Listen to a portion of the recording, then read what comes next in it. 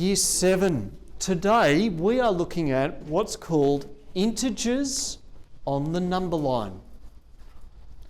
Integers are really just whole numbers, but we need to be aware that they're positive and negative whole numbers that includes 0. Yesterday in our exercise, we got you thinking about numbers above and below 0, like temperature, like if your bank account is above or below 0, and whether you owe the bank to the money. Let me try that again, money to the bank. Today, we're going to just take that idea and put it into the way we tend to represent it at Year 7 level in maths. And we actually represent it on a number line. Here is your number line. Now you should have seen a number line at least that starts with 0 and goes up. Okay, this of course is our positive side of the number line, and this side over here is our negative side of the number line. The other thing I want you to notice is that it's got arrows on the end.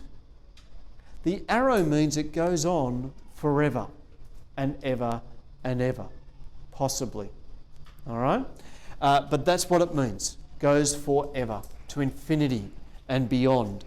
Positive, negative, these are integers because they're whole numbers. All right? We're actually going to look at an example of this. Firstly, I want you to copy down what's there. All right, so you've got these integers on the number line. You've now copied this into your books. I want you to notice something else about this number line. We actually say the bigger side is on the positive side, and the smaller side is on the negative. So the more negative you go, the smaller it is getting. That's what we actually say. All right? So there's our number line.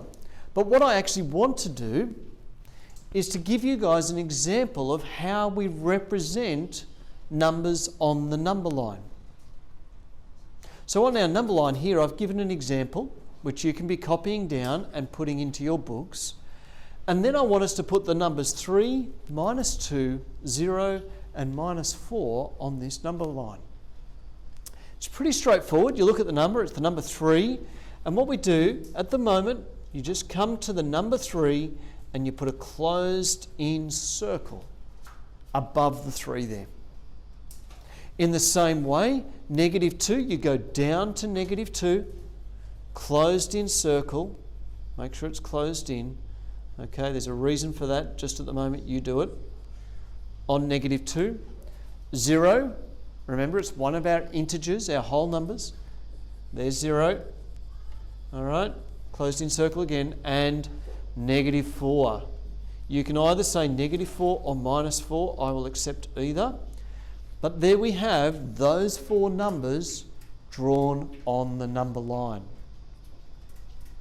I'm hoping this is pretty straightforward for you to be able to do.